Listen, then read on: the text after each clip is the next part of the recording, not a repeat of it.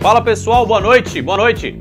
Já estão me vendo aí, estão me ouvindo? Tá funcionando normal aí? Clica no microfonezinho aí, manda um boa noite pra mim aí. Boa noite, Clebinho. Boa noite, então tá funcionando, tá sem travar. Parece que as coisas... Eu vou falar não, porque senão daqui a pouco chega a maldição da sexta-feira e faz as coisas darem errado, né? Seguinte, meus amores, comecei a postar as aulas que eu estava atrasado com vocês, de postar lá para vocês reverem. Postei uma agora de tardezinha, eu consegui um tempinho livre e consegui finalizar e mandar uma aula que eu já estou devendo há umas 3 aulas atrás. Então ainda tem 2 aulas que eu estou devendo ainda editar e postar. Mas eu posto lá para vocês verem depois, fazer aqueles prints, pegar as anotações, prontinho. Aula passada, nós começamos a falar do módulo 3, o módulo já está disponível lá, né? Vocês viram lá no grupo. E começamos a falar sobre movimentos circulares.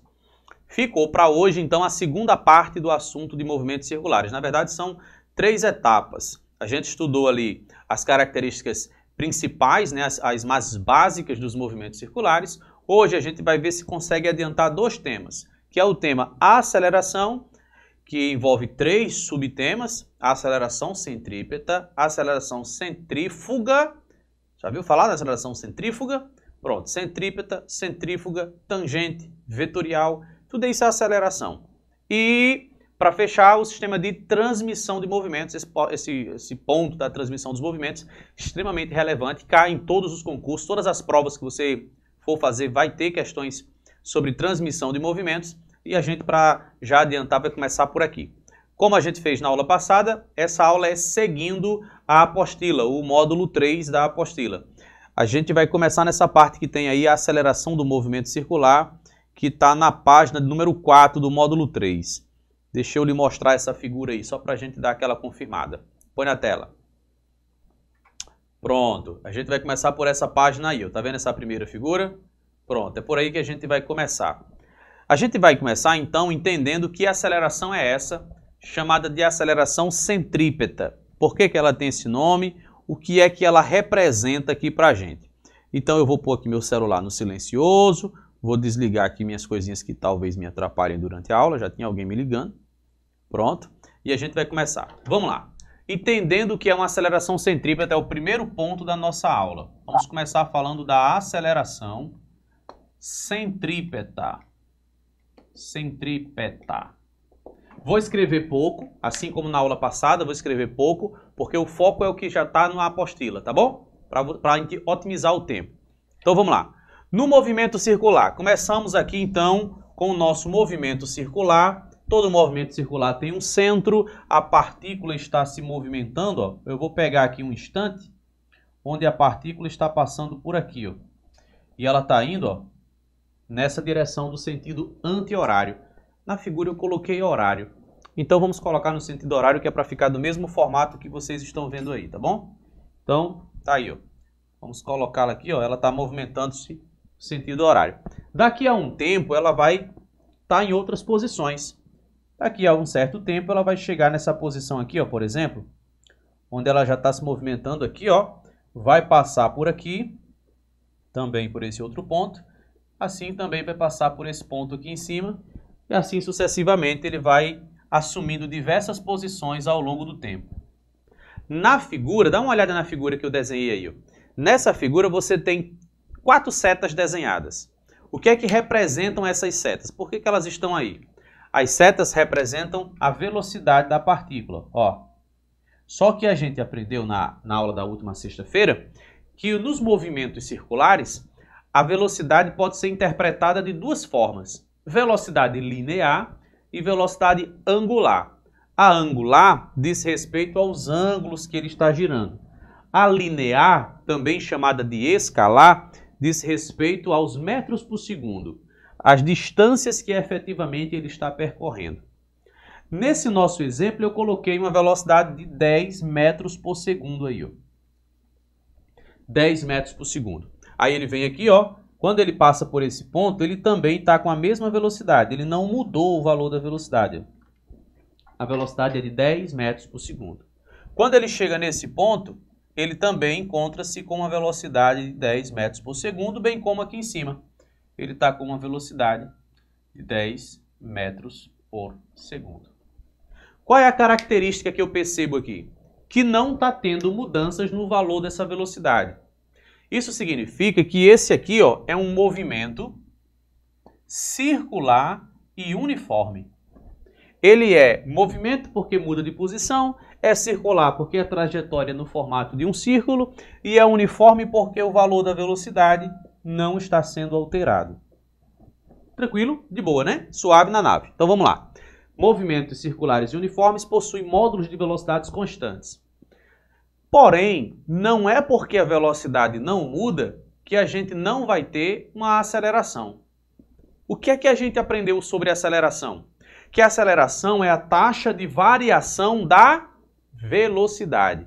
É um número que indica a rapidez com que a velocidade muda. Só que aqui a velocidade não muda. Como é então que eu vou representar uma aceleração em um movimento que não tem mudanças na velocidade? Parece loucura, né? Só que se lembre de um detalhe. A gente estudou algumas aulas atrás uma aula sobre vetores. E a partir do instante que a gente conhece os vetores, toda vez que olharmos para as grandezas, a gente precisa olhar com essa perspectiva, com esse olhar de que as coisas podem ser vetoriais. E quando são vetoriais, você precisa levar em consideração não apenas o módulo, Vamos falar aqui desse módulo aqui, ó. O módulo dessa velocidade aqui de cima é um módulo de 10 metros por segundo. É o valor numérico da velocidade. Mas a gente também tem outras duas informações. Ó. A gente tem direção e a gente tem sentido. Vamos ver se a gente está afiado com essas informações? Vamos lá, abra o microfone aí. Vamos ver aqui se vocês conseguem diferenciar direção de sentido. Tá pronto para responder? Então vamos lá. Olhando para esse ponto aqui, ó. Olhando para esse vetor velocidade, qual é a direção desse vetor? Fala para mim. Vamos lá? Deixa no vácuo não. Ajuda aí. Horizontal. Horizontal, muito bem. A direção é a linha que ele se encontra. Ó, a reta. É uma reta horizontal. Horizontal. Agora, o sentido é para onde aponta. Aí é para a direita. Ele aponta para a direita. Tá aí, ó. Tranquilo? Quando eu faço essa análise do vetor como um todo e olho para esse caso aqui, ó, eu vejo que nesse caso a velocidade ela não é mais a mesma. Ela até tem o mesmo módulo. O módulo é o mesmo. O módulo é o mesmo. Mas ele muda de direção e de sentido. Porque agora a direção ela não é mais horizontal. Aqui a direção ela é vertical. A gente já está falando de algo que é, ó, vertical. E o sentido? O sentido aqui, ó, é para baixo. Então você está tendo uma mudança nas características do vetor. Olha aqui nesse ponto embaixo aqui, ó. Já mudou novamente. Aqui, ó, o módulo é o mesmo, mas a direção voltou a ser horizontal e o sentido passou a ser para a esquerda. Veja que o tempo passa e a cada tempo que vai passando, a direção e o sentido vão sendo alterados, ó. Ó aqui, ó. Cada vez que vai passando aqui, ó, ele vai assumindo aqui uma posição diferente. Então, ó o vetor velocidade, ó o vetor aqui, ó. Ele está sofrendo uma variação. Não varia o módulo, mas varia a direção e o sentido. Tem situações que ele muda de direção e sentido muito rápido. Tem outras situações que ele muda a direção e o sentido de forma muito lenta. Então, a gente pode ter uma variação do vetor velocidade de forma rápida ou de forma lenta. A aceleração centrípeta é apenas o número que vai dizer se essa mudança é rápida ou é lenta. Então, o que é a aceleração centrípeta? É a taxa de variação da direção e do sentido da velocidade. Mas a aceleração centrípeta, ela não tem a ver com o módulo, ela não tem a ver com o número da velocidade. Ela só vai indicar o quão rápido a velocidade está mudando de direção e de sentido. Agora aqui, ó, imagine que você está aqui, você está nesse ponto aqui, indo para lá, ó. Se imagine assim, tá bom? Isso aqui é o plano aqui, ó. Você está aqui, ó, cabecinha, perna, os bracinhos, você está aqui, ó, virado para lá. A sua velocidade, ela vai mudar para a direita ou para a esquerda? Em relação a esse vetor? Ela muda para a direita do vetor. Então ela vai mudar, ó, nessa direção aqui, ó. Nesse ponto, você vai sofrer uma variação de velocidade para a sua direita. Quando você estiver nesse ponto aqui, sua velocidade também vai estar mudando para a sua direita. Porque agora imagine que você está aqui em cima, aqui, ó, apontando para baixo. Sua velocidade vai virar para a sua direita. Entendeu? Imagine que é você que está aqui, para a sua direita. Então, sua velocidade vai mudar para cá, ó. Quando você chegar nesse ponto, sua velocidade vai mudar para cá. Quando você chegar nesse ponto, sua velocidade vai mudar para cá. Essa setinha vermelhinha que eu desenhei aqui, ela é o vetor aceleração centrípeta. Ele está indicando que sua velocidade está mudando, ó, para a direita, para a direita, para a direita, para a direita. Ou seja, está mudando em direção ao centro da curvatura. Por isso que ela é chamada de aceleração centrípeta, porque é uma aceleração que aponta para o centro. Está aí a aceleração centrípeta. Vamos ver aqui mais características dessa aceleração? Mostra a próxima figura. Essa não, abaixo dessa daí. Sobe mais um pouquinho. E aí, confere essa figura aí que está mais organizada no seu material. Aí eu desenhei, é a mesma figura anterior, só que agora está desenhado o vetor aceleração centrípeta. Ele aponta para o centro. Como é um vetor, a aceleração, esse vetor ele tem um tamanho. Veja que eu coloquei uma aceleração pequena. Se eu colocar um vetor grande, significa dizer que a velocidade ela vai mudar mais rápido. Se eu colocar um vetor pequeno, vai significar que ela vai mudar mais lentamente. Em cima desse círculo tem uma equação. Sobe aí para a gente visualizar essa equação melhor que a gente tem aqui, ó. A aceleração centrípeta é v ao quadrado sobre r. Tá vendo aí, ó? V ao quadrado sobre r. Então vamos aqui no quadro que eu vou lhe explicar o que é que significa isso. O valor dessa aceleração centrípeta é o valor dessa velocidade aqui, ó. Ele depende dessa velocidade. Por quê? Porque se ele tiver com uma velocidade baixa, ele vai mudar a direção e o sentido, só que vai mudar mais lento. Então você tem aqui, ó, v ao quadrado. E r é o raio, a distância desse ponto, ó, até o centro. Então, ó, a aceleração centrípeta, ou seja, a rapidez com que ele muda de direção e sentido, depende da velocidade e depende do raio. Como que é essa dependência? Diretamente proporcional para o quadrado da velocidade, inversamente proporcional para o raio. Então, o que acontece? Se você tiver um raio que é muito grande, você vai ter uma aceleração centrípeta muito baixa, é inversamente proporcional. Você está dirigindo um carrinho aqui e entrou numa curva. Quando você entra numa curva, o que vai acontecer? Se o raio de curvatura dessa curva for uma curva muito suave, muito aberta, um raio muito grande, a aceleração vai ser pouquinha. Mas se a curvatura for muito fechada, o raio for muito pequeno, então você vai ter muita aceleração. Por quê? São inversamente proporcionais. Eu não vou me detalhar muito no assunto de aceleração centrípeta, porque mais à frente a gente vai ter um tema chamado dinâmica do movimento circular, onde a gente vai entender a interação das forças. Aí lá a gente vai voltar para o tema de aceleração centrípeta e reforçar tudo isso. Então aguarde que vai ter a aula, então, não está tão longe não, uma aula só sobre dinâmica dos movimentos circulares, as forças que atuam nesse tipo de movimento. Continuando. Agora vamos subir um pouquinho, subir não, né? Vamos para o lado direito da nossa página, vamos lá para cima, porque a gente tem outro tipo de aceleração que também está presente nos movimentos circulares. Dá uma olhada nessa próxima figura, essa daí mesmo, joga na tela. Eu peguei a mesma figura que eu tinha usado anteriormente, aqui tinha a aceleração centrípeta, e eu desenhei essa figura aqui novamente. Mas tem um detalhe, sobe só um pouquinho para que esse círculo fique no meio da tela. Aí tá ótimo. Olha aí, em vermelho eu desenhei a aceleração centrípeta. E em azul eu coloquei os valores da velocidade. Agora veja que os valores da velocidade eles estão mudando. Do lado esquerdo do vídeo você vê 2. Aí ele vai subindo e vira 4, depois vira 6 e depois vira 8.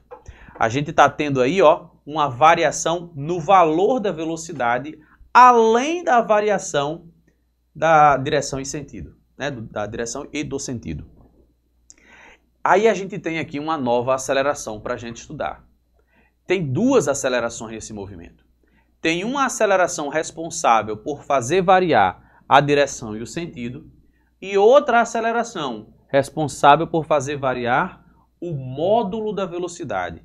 Se a velocidade é 2, 4, 6 e 8, é porque ela está aumentando. De 2 em 2, por exemplo, mas está aumentando. Então a gente tem outra aceleração só para se referir ao módulo da velocidade. A aceleração que muda o módulo da velocidade, ela é chamada de aceleração tangente ou de aceleração tangencial. Ela recebe esse nome porque ela deve ser representada no mesmo sentido e na mesma direção. Direção não, desculpe. Deixa eu reformular aqui que eu troquei as bolas aqui e ia dar errado. Ó, ela tem que ser desenhada na mesma direção, não é no mesmo sentido necessariamente, mas na mesma direção da velocidade, do vetor velocidade. Então, na figura, vamos para a próxima figura, a figura que está logo abaixo dessa. Então vamos descer aqui que você vai ver aqui mais uma figura que tem aí, ó. Tá chegando aí e vai. Pronto. Olha essa figura aí, ó. Nessa figura eu desenhei um vetor verde. Tá vendo o vetor verde aí, ó? Ele é o vetor aceleração tangente. Ele representa a taxa de variação do módulo da velocidade. Aí vem o detalhezinho aqui, importantíssimo na verdade. É que quando a gente está falando aqui de vetores, a gente tem que lembrar que existem vetores resultantes, né? Ah, eu não falei como é que calcula não, né? A aceleração tangente. Tem aí no material, eu vou apagar aqui meu quadro. Eu rabisquei demais. Isso eu disse que não ia escrever muito. Aí lá vem eu aqui, ó, empolgado. Bota um piloto na mão do professor que ele não para de riscar, não. Meu Deus do céu. Olha, a gente já sabe que é uma aceleração tangente. Ela é responsável pela variação da direção e do sentido. E a gente tem a aceleração centrípeta, direção e sentido. Tangente, módulo da velocidade. Então vamos lá. A aceleração do tipo centrípeta é v ao quadrado sobre r. Né? Ela tem a ver com o quê? Com a mudança de quê? Direção e sentido. Aqui, ó, sentido. Pronto. Agora, a gente está conhecendo agora que existe uma outra aceleração, que é a aceleração tangencial. Vou botar aqui AT, aceleração tangente. A aceleração tangente, ela fala do módulo da velocidade. Então, é aquela mesma equação que você já conhece. Ó. ΔV sobre ΔT. Esse V aqui representa o módulo da velocidade, tá bom? O módulo. Então, a gente tem duas acelerações. Imagine que a gente tem aqui, ó, o nosso movimento. A partícula está passando por aqui. Aí, ela tem duas acelerações, ó. Uma nessa direção e outra apontando para o centro. Aqui aponta para o centro é a aceleração centrípeta. Aqui está a tangente e a curva é a aceleração tangencial. A aceleração centrípeta você calcula assim. A aceleração tangencial você calcula assim. Ó. Agora lembre-se de um detalhe. A velocidade ela pode estar desenhada tanto para a direita como ela pode ser desenhada para a esquerda aqui, ó. O que importa é que a velocidade é tangente. Se a velocidade estiver para lá, olha o que está acontecendo aqui, ó. O vetor velocidade e o vetor aceleração estão para o mesmo lado. Significa que ele está ganhando velocidade. Velocidade positiva, aceleração positiva. Lembra que quando velocidade e aceleração têm o mesmo sinal, a gente dá um nome especial para isso? A gente chama de movimento acelerado. Movimento que ganha velocidade. Por quê? Velocidade e aceleração estão com o mesmo sinal, com a mesma orientação. Agora, se eu tivesse desenhado para você, ó, esse vetor velocidade para o lado oposto, aí você ia ver que a velocidade é para um lado e a aceleração para o outro. Conclusão disso, esse movimento ele é um movimento retardado, porque ele vai reduzir o valor da velocidade. A velocidade e a aceleração estão com sinais opostos, porque um é para um lado e o outro é para o outro lado. Então, se liga nesse detalhe, pode ser acelerado ou pode ser retardado. Agora, a junção desses dois vetores velocidade, deixa eu tirar esse aqui por enquanto, a junção desses dois vetores vai gerar um vetor aqui no meio. Ó. Deixa eu trocar isso aqui. botar para o lado esquerdo. Eu vou pegar esse vetor aceleração, vou somar com esse outro vetor aceleração e vou ter um vetor resultante aqui no meio, né? Esse vetor aqui do meio, ele é chamado de aceleração resultante. Ou aceleração, a maneira mais comum da gente encontrar é a aceleração vetorial. Vetorial.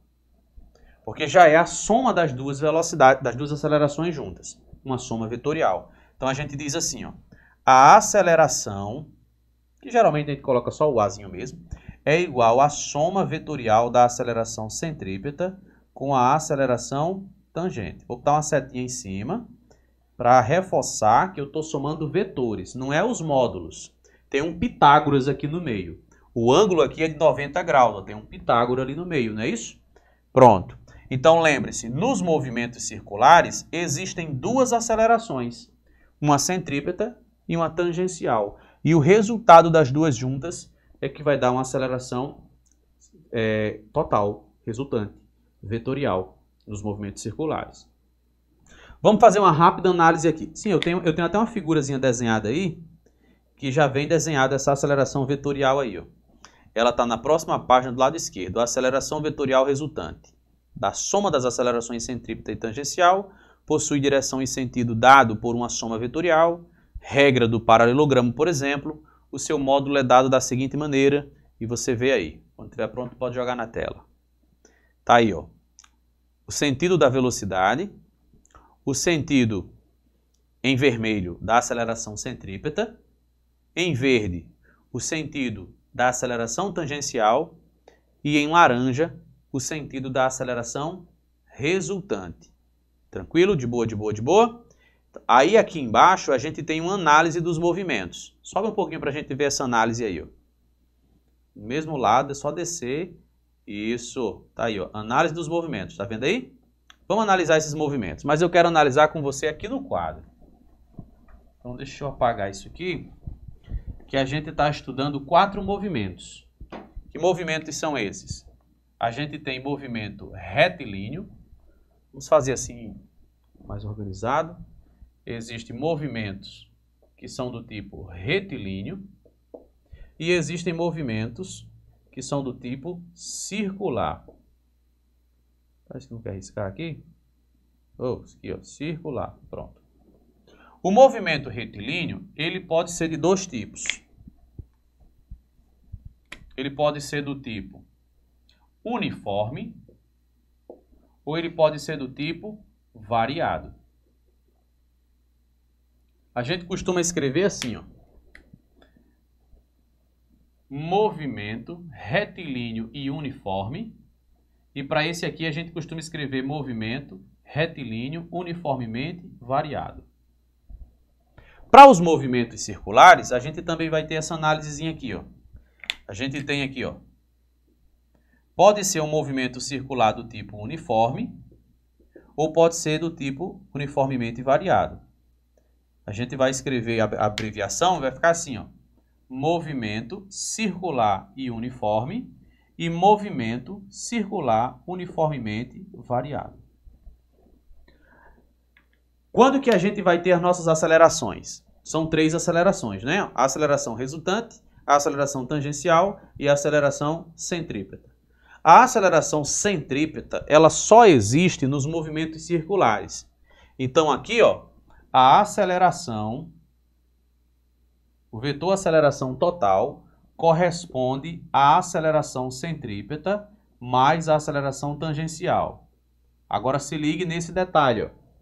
Se o movimento é circular, tem aceleração centrípeta. Se ele é uniforme, ele não tem aceleração tangencial. Não tem. Por quê? Porque a aceleração tangencial muda o módulo da velocidade, muda o valor, o número da velocidade. E se é uniforme, não se muda o número de velocidade. Não é assim? Então pronto. No movimento variado, eu tenho a minha aceleração sendo composta. Tem centrípeta? Tem. Por quê? Porque é circular. Tem tangencial? Tem também. Por quê? Porque ele é variado. Ele varia o módulo da velocidade. Agora olha aqui em cima. Se o movimento é circular, é retilíneo, ele não tem centrípeta. Então a aceleração dele, ó, a aceleração centrípeta dele não existe. A aceleração tangencial também não existe. Por que também não existe? Porque é uniforme, não muda o número da velocidade. Nesse movimento que é retilíneo, ele não tem a aceleração centrípeta, mas ele tem a aceleração tangencial. Então olha que doideira. Se o movimento é uniforme, ele não tem nenhuma das acelerações. Nenhuma delas. Movimento circular, retilíneo uniforme não tem nenhuma. Mas se ele for uniformemente variado, ele só tem a tangencial, que é ΔV sobre ΔT, que a gente já vem estudando faz um tempão. Se o movimento for circular e uniforme, ele só tem a centrípeta, não tem tangencial. Se o movimento é circular e uniformemente variado, aí ele tem todas as acelerações, centrípeta e tangente. Tranquilo? Bom, do lado direito dessa nossa página, lá em cima, a gente tem aqui ó, um ponto importantinho aqui também, que é os movimentos de corpos que rolam. Isso aqui é interessante porque o Enem gosta de pegar umas questõezinhas nesse tipo aqui e jogar ela no meio da prova para você se deparar. Nesses movimentos que rolam, e aqui a gente vai falar de movimentos que rolam, mas sem deslizar. Sacou a diferença? Um movimento que rola, mas ele não desliza. Olha lá, se ele vai rolar, deixa eu pegar, tem um negócio circular aqui, deixa eu usar aqui a garrafinha. Pronto, eu tenho aqui a garrafinha, né, que ela é circular. Então o que é que eu vou fazer aqui, ó? Eu vou botar ela para girar aqui, ó. Ela pode deslizar, é fazer isso aqui, ó. Tá tendo um atrito aqui, né? Ela tá deslizando aqui, ó. Ou ela pode fazer isso aqui, ó. Ó. Ela não está deslizando, ela está rolando, viu que é diferente? Rolar é diferente de deslizar. O pneu de um carro ele deve rolar, mas ele não deve deslizar. Se ele deslizar, o motorista perde o controle sobre o carro. Então vamos aqui a umas características aqui do rolamento. Eu peguei uma foto aqui de um pneu de um carro. E eu não sei se você vai conseguir visualizar com a resolução que eu quero, mas vamos jogar na tela e ver como é que vai ficar legal aí.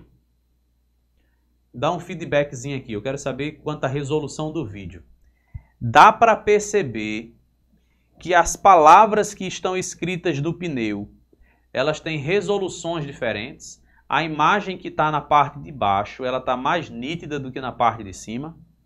A palavra Eagle, da parte de baixo do pneu, ela tem uma qualidade de imagem, uma resolução menos embaçada. E a palavra Eagle, que está na parte de cima do pneu, ela está um pouquinho mais embaçada. Vocês conseguem perceber essa diferença aí? Dá sim, professor. Show! Agora vamos lá. Não é um problema da câmera fotográfica. Não é um problema de quem fez essa foto.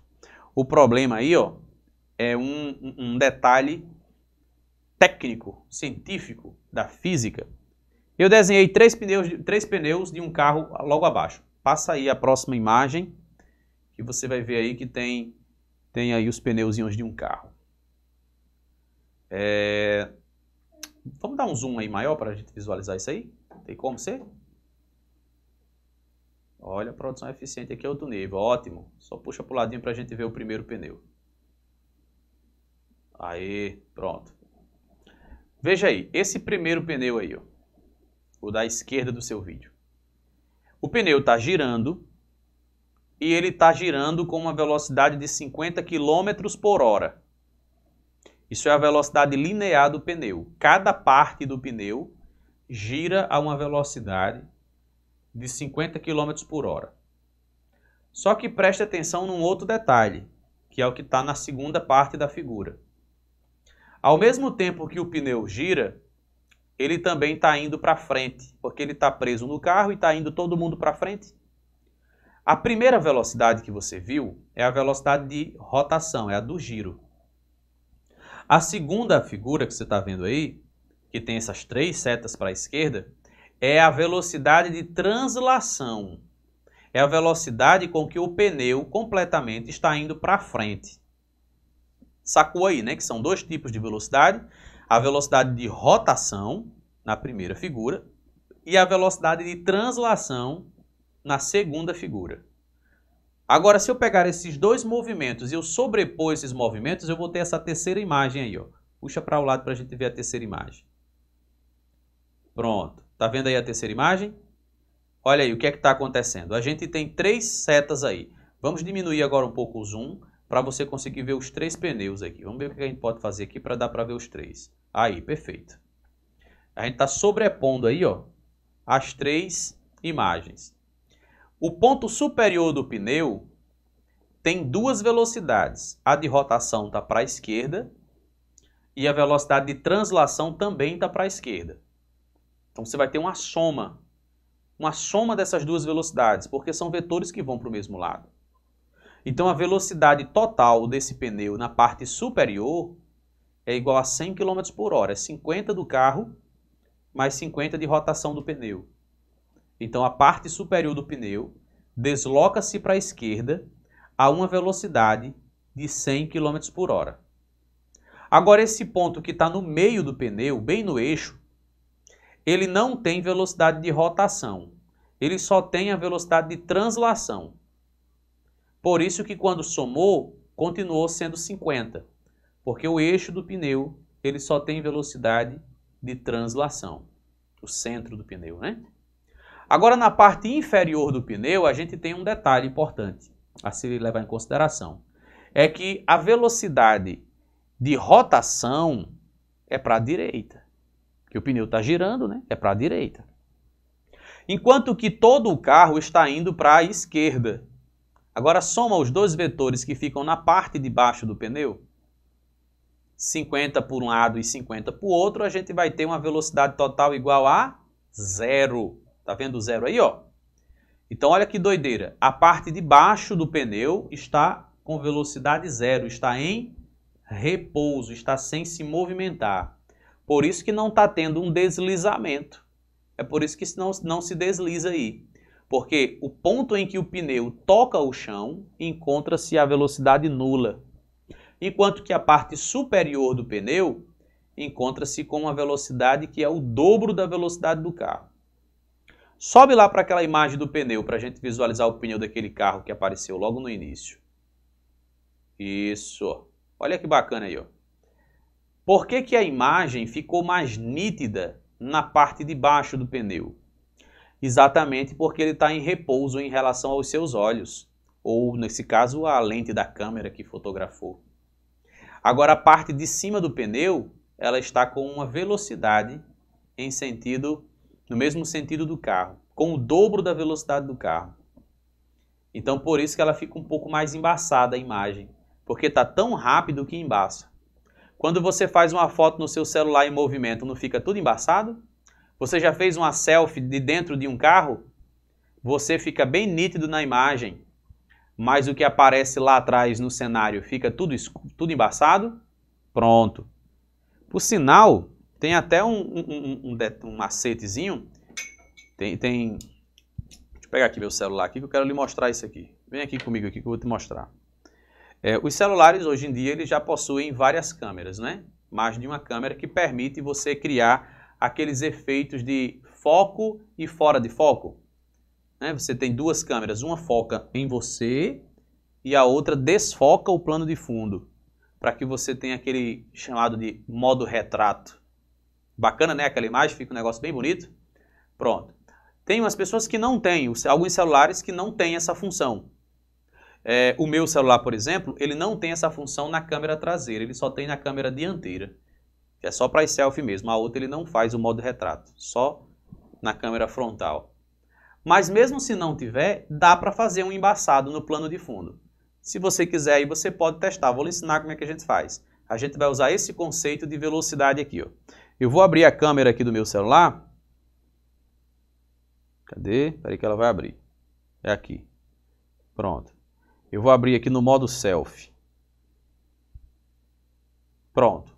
Vejam-se aí através da câmera, beleza? Pronto, eu estou aqui, ó. O que é que você pode fazer? Se você quer fazer uma foto com o plano de fundo bem embaçado, é só você fazer o seguinte, ó. Você vai segurar aqui, ó, o celular aqui, vai escolher o ângulo que você quer para sua foto, certo? E se você deixar o celular bem paradinho e fizer a foto, a imagem vai ficar bem nítida, né? Bem nítida. Se o celular estiver mexendo ou se você estiver em movimento, você vai ficar embaçado.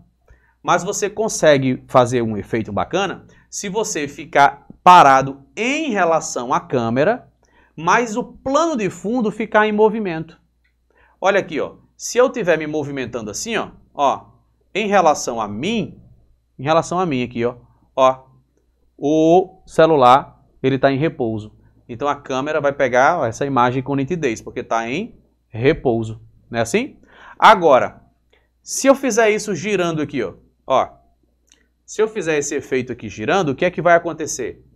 Para a câmera, eu estou em repouso em relação a ela. Enquanto que o plano de trás aqui, o plano de fundo, ele está em movimento. Aí a imagem vai ficar embaçada. Faz um teste aí depois, pega o seu celular, coloca na foto e você coloca ele assim bem na sua frente. Quando você estiver no meio do movimento, você aperta a câmera. Você está aqui, ó. Pronto, eu fiz um exemplo aqui, deixa eu ver se ficou legal. Pronto, olha aqui a foto que eu acabei de fazer aqui. Deixa eu mostrar para vocês aí, ó. Eu não sei se você vai conseguir ver legal, mas o plano de fundo lá atrás está todo embaçado. Viu aí que está tudo embaçado? Pronto. Exatamente por isso. Então depois você faz esse teste. É isso que explica essa imagem aí no pneu. A parte de baixo está em repouso em relação à câmera, mas a parte de cima está em movimento e com muita velocidade. Então você vai ver a parte de cima mais embaçada, porque está com muito movimento, e a parte de baixo com mais nitidez. Se você quiser também fazer um teste na prática, você pode esperar um carro passar próximo de você e decidir fazer uma foto ali. Ele está em movimento, você tira uma foto do pneu do carro. Você vai ver que a parte de baixo fica mais nítida e a parte de cima fica um pouco mais esfumaçada, um pouco mais embaçada. Por que isso? Por causa dos movimentos circulares. Velocidades que se somam são para o mesmo lado. Velocidade para lados opostos, elas se subtraem. Beleza? Vamos adiante? Vamos lá. Professor, Fala. tem como você só repetir a diferença do movimento de rotação para o de translação? Claro, claro. Olha aqui, ó. Isso aqui é um círculo. E eu vou colocá-lo para girar, ó. Ele está girando. Não é isso? Agora, ele não está indo para frente aqui, ó. Ele não está indo para lá, ele continua aqui, ó. Ele continua nesse ponto, só que ele apenas gira. Então a gente diz que há um movimento de rotação. É esse movimento aqui, ó. Dá para ver com nitidez ainda? Dá, né? Pronto, ele está girando aqui, ó. Girando, girando, girando, girando. Pronto. Agora, se ele estiver girando e indo para lá, ó, ele está girando e saindo do lugar. Se ele vai, ó, isso é transladar. Transladar quer dizer sair de um lugar e ir para outro. Então ele está em um movimento de translação. Ele está fazendo a translação e ao mesmo tempo ele também está fazendo a rotação. Agora olha esse caso aqui, ó. Deixa eu fazer aqui mais perto de você para você ver com nitidez aqui, ó. Dá para ver? Dá, né? Ó, esse movimento aqui, ó, não é de rotação, é só translação. Porque eu estou mantendo a garrafinha, ó, sem girar. Isso aqui é translação. Agora, só isso aqui, ó, só isso aqui, ó, é rotação. Agora eu vou juntar os dois, ó. Rotação com translação. Rotação com translação. Sacou a diferença? O planeta Terra faz isso. Ele faz uma rotação, que é quando ele completa uma volta em torno do seu próprio eixo, né? É o correspondente a um dia. Cada dia a Terra completou uma volta. E ela faz também uma translação, porque a cada dia, ou a cada ano, ela dá uma volta em torno do Sol. Isso é uma translação. Sacou a diferença aí? Ficou claro? Entendi, obrigado. Show, boy. Seguinte, vamos agora para o próximo ponto aqui do nosso material. Seguindo aqui um pouquinho mais à frente, na página seguinte, a gente tem esse tema chamado de transmissão de movimentos. Deixa eu mostrar para vocês. Está na outra página, lá embaixo. Show. Rapaz, o pessoal aqui é desenrolado. Pronto, é isso aí mesmo. Mostra só a figura. Dá atenção só para a figura. Pronto, ótimo. Olha aí, ó. Essa figura aí que também está no seu material aí, ó. Você tem aí um sistema de engrenagens. Aqui a gente estuda sobre a transmissão dos movimentos. E agora eu quero sua atenção aqui bem para esse ponto, porque aqui é onde o Enem gosta de mexer com a gente. Tem alguém aqui que é ciclista, que faz aquelas pedaladas com certa regularidade, sai assim no fim de semana para dar uma pedalada com os amigos? Tem alguém aqui que é ciclista? Tem não. Então pronto. Tá todo mundo sedentário igual a mim. Brincadeira, vocês fazem outro esporte. Perfeitamente, todos sedentários. Ei, eu tô menos sedentário, viu? Tô menos sedentário. Quem não me vê pessoalmente, ó. Ei, peraí. Deixa eu mostrar aqui. Eu tô muito orgulhoso de mim mesmo, rapaz. Olha aqui, ó. Não dá pra ver não, né? Deixa eu ficar aqui em cima assim, ó. Dá não. Ei! Dá não. Tira o GC aí pra ver aí. Olha aí, ó. Pronto. Ei, quem me via nas aulas presenciais aí, ó. Olha aí, ó. Procura aí. Tá faltando alguma coisa? Tá faltando. Tá faltando o quê? Uma protuberância que tinha aqui. Lembra? Lembra daquele barrigão? Tô fitness, cara. Tô fechando a boca. Só fiz ganhar, professor. Olha. Parabéns. Eu tô aqui, ó, só. Treinando, pô, Se garantiu muito. Eu tô fininho, pô, tô fininho, ó. Quantos quilos eu perdi nesse mês? 6? 5? Eu sei que eu comecei a fazer uma dieta e uns treinozinhos aqui, eu tava com 82 quilos, 83. E tô com 77, não é isso? Então, 6 quilos, cara. 6 quilos. Perdi 6 quilos em 32 dias. Olha aí, ó. Fininho todo. Seguinte.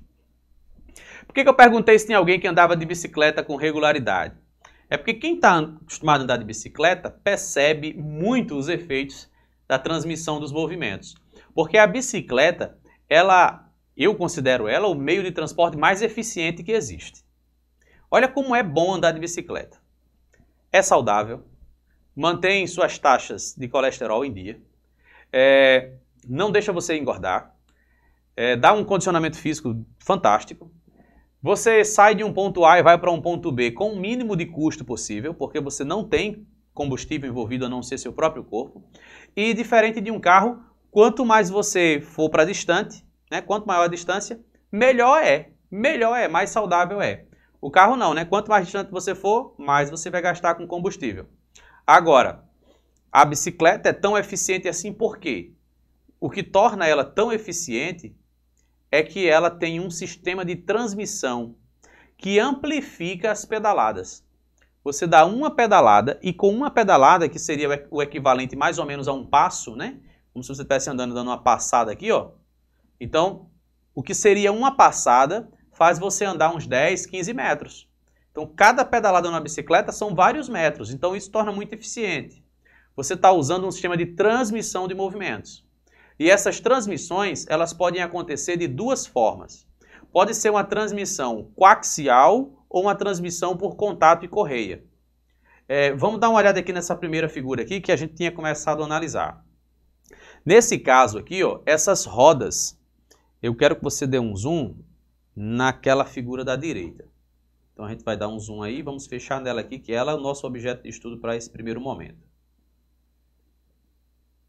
Aí, eita, passa, ficou show agora. Olha aí, ó, pronto. Você está vendo aí, ó. Essas duas rodas, elas estão em contato entre si. O que significa dizer o quê? Significa dizer que elas, quando a roda A girar, a roda B vai ter que girar também. Puxa a imagem para o lado para a gente ver as engrenagens. Se liga nessa verde e nessa preta aí, ó.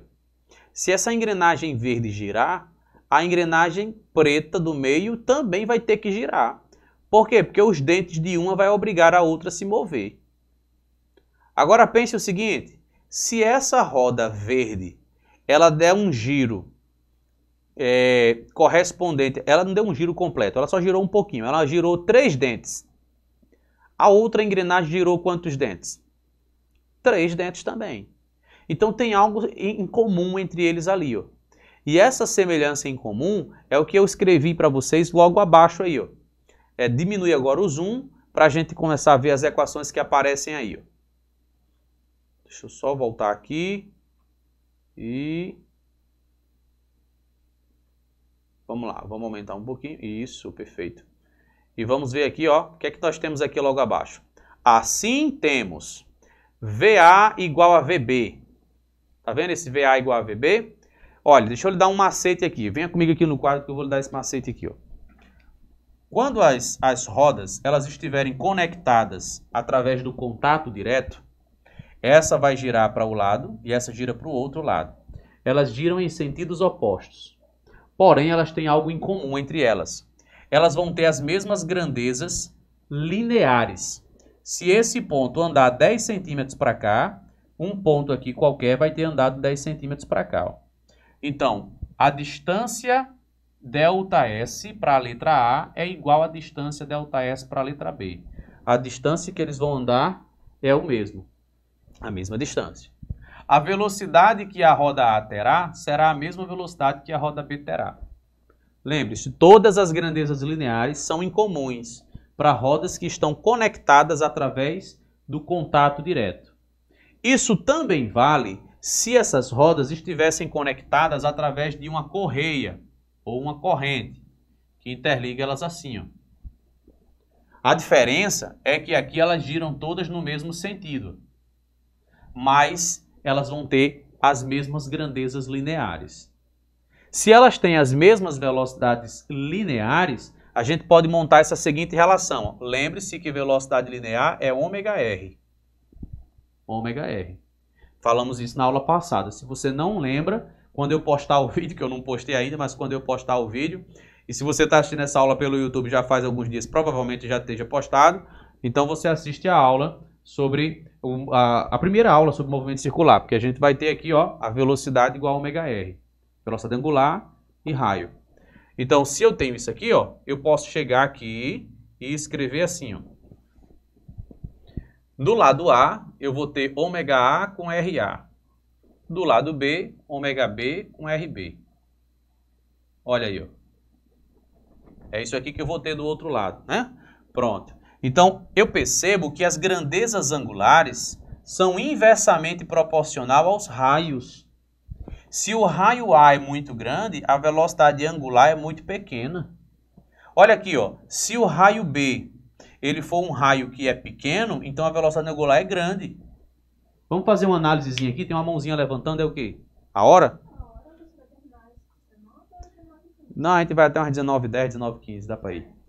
Só se o pessoal estiver cansado e tiver com o saco cheio já de assistir a aula, aí a gente para mais cedo. Mas vamos lá. Seguinte. Põe a figura de novo. Sobe um pouquinho e põe aquela figura lá. Subiu, subiu, subiu, parou. Pronto. Se essa roda verde, do lado direito da figura, tá bom? Se a roda verde der uma volta completa, a roda preta, ela vai dar mais de uma volta. A volta preta ela é pequenininha, ela vai completar uma volta completa antes que a outra já tenha completado. Então, os ângulos que uma percorre é diferente dos ângulos que a outra percorre. Sacou isso aí? A roda que tiver o raio menor, ela vai girar mais rápido. Ela vai ter uma rotação maior. A velocidade angular dela vai ser maior. Outro detalhe, olhe para cá. A gente também pode escrever isso aqui em função da frequência. Porque uma outra coisa que eu falei para vocês na aula passada é que essa velocidade aqui, ó, ela também pode ser calculada como 2πrf. 2πrf.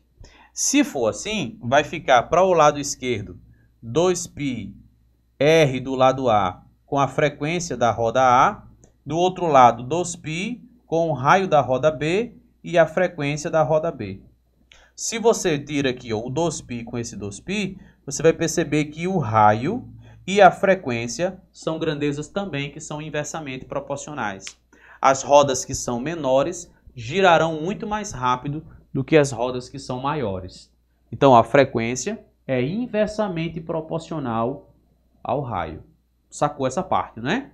Vamos descer aqui um pouquinho para ver se tem mais alguma coisa? Tem a próxima figura que é a transmissão por correia. Na verdade é isso que eu acabei de falar, né? A transmissão por contato, os discos giram nos sentidos opostos. Se for por correia, eles giram no mesmo sentido. Aí você tem aí a relaçãozinha matemática, né? Você pode dizer que ômega é inversamente proporcional ao raio, ou você pode também dizer que a frequência é inversamente proporcional ao raio. Tá aí, ó. Beleza? Suave, né? Essa aqui não é tão complicada. A gente chega já nos exercícios. Os exercícios já estão aqui do ladinho já. A gente vai só ver essa última transmissão que está logo em cima aqui, ó. Vamos aqui para a parte superior dessa mesma página, que a gente tem a transmissão por eixo, também chamada de transmissão coaxial. Como é que funciona essa? Tá na imagem do lado. Aí tu sobe lá para cima. Show! Aí, perfeito. Pode jogar na tela essa imagem. Pronto, olha essa próxima imagem aí, ó. Você vê que as duas rodas, elas foram conectadas por um eixo. Então elas estão fixas no mesmo eixo. Quando a roda A girar, a roda B também vai girar. E os ângulos é que serão iguais.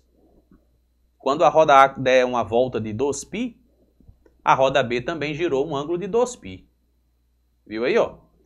Então você vai ter aí, ó, os dois girando o mesmo ângulo, a mesma quantidade de ângulos. Então eles têm as mesmas grandezas angulares, as mesmas grandezas angulares. Desce um pouquinho para a gente ver a relação matemática que aparece logo abaixo aí, ó. Olha o que é que a gente tem aí, ó.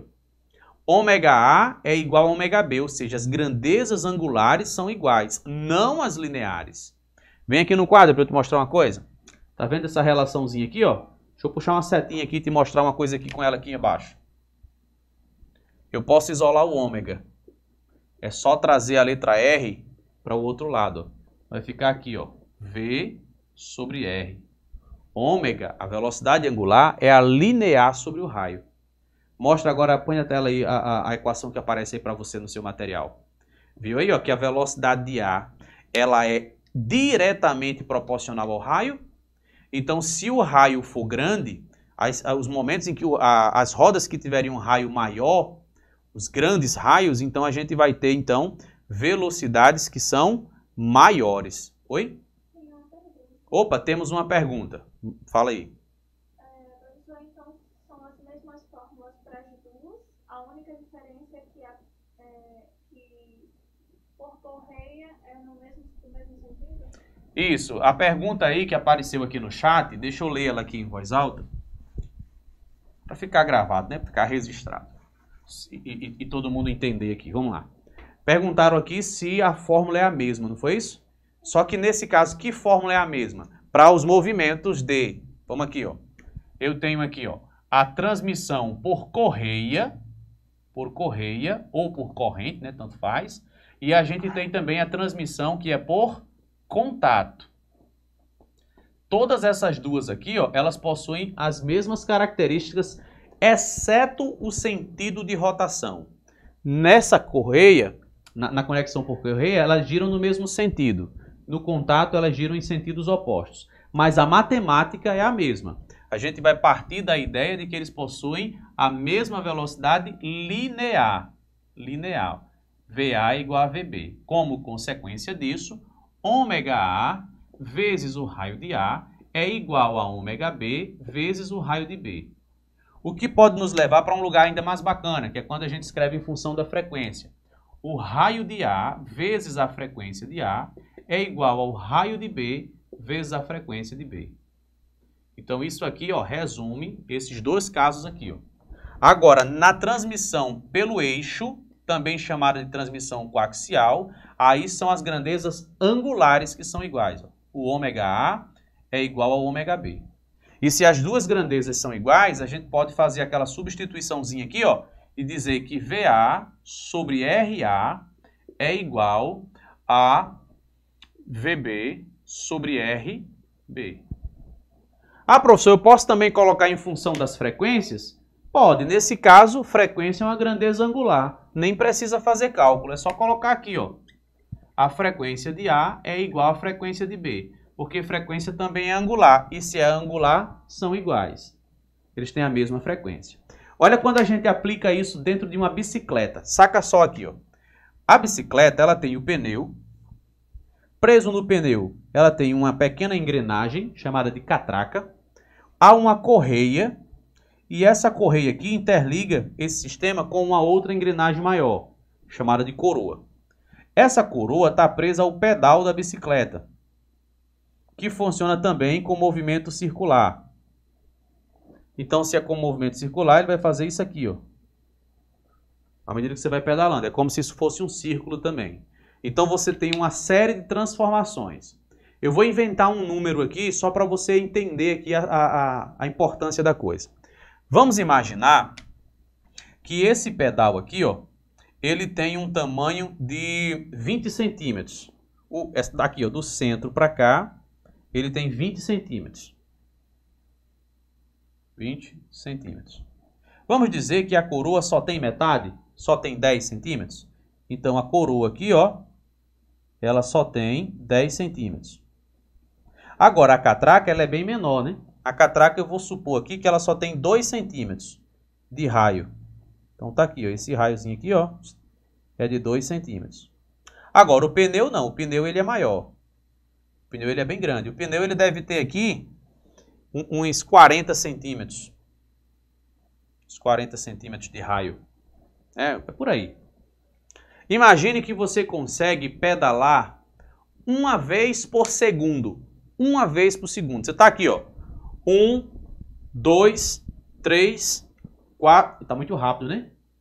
Dá para botar 2 vezes por segundo, não dá? 2 vezes por segundo. Aqui, ó. 1, 2, 3, 4. 2 vezes por segundo. É uma pessoa que está bem rápida, né? Está correndo muito.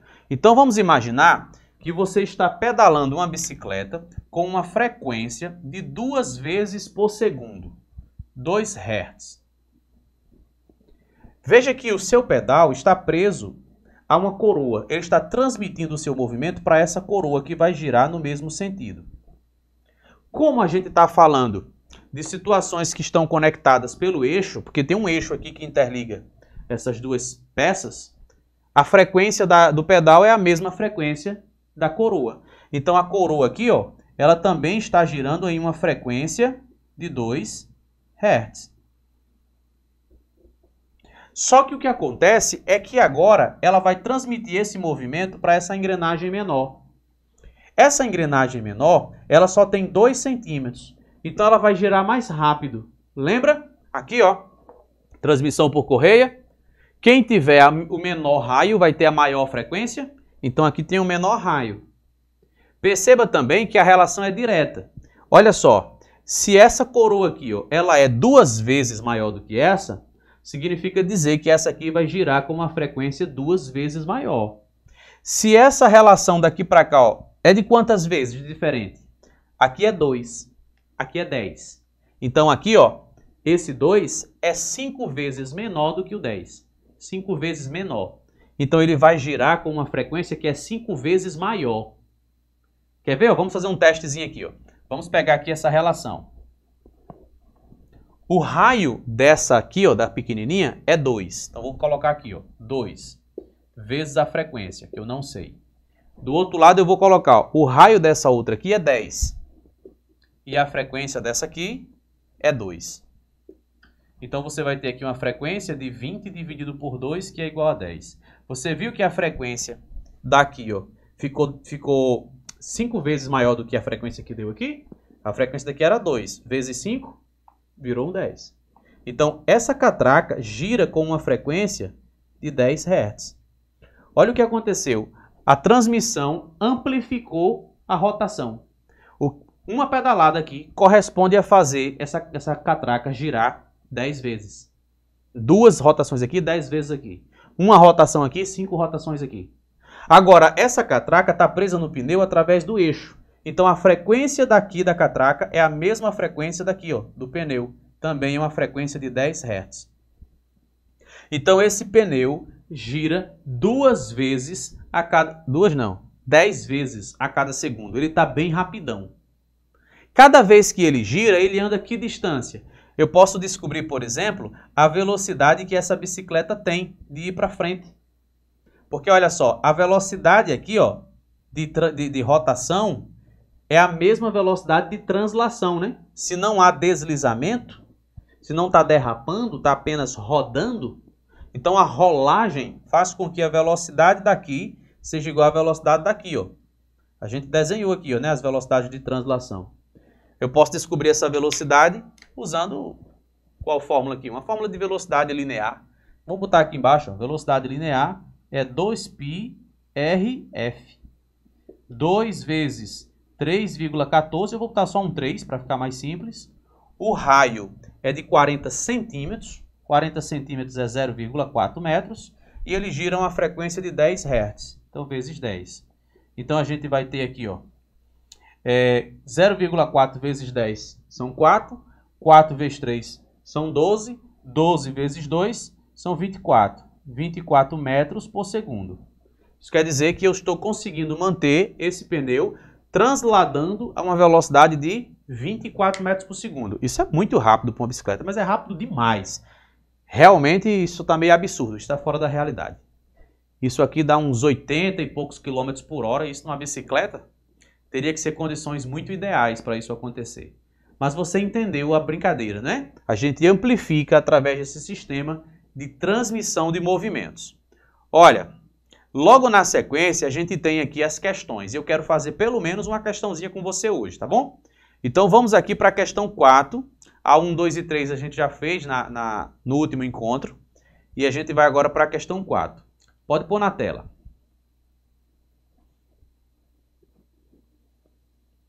Aê, show! Em um equipamento industrial, duas engrenagens, A e B, giram 100 vezes por segundo e 6.000 vezes por minuto, respectivamente. O período da engrenagem A equivale a TA e o da engrenagem B a TB. A razão entre TA e TB vale quanto? Então vamos lá. Essas informações que a questão me deu, de 100 vezes e 6.000 vezes por minuto, se refere a qual grandeza? Vamos lá, alguém diz para mim aí, microfone aberto, fala para mim. Que grandeza a gente está se referindo? É uma velocidade? É um deslocamento?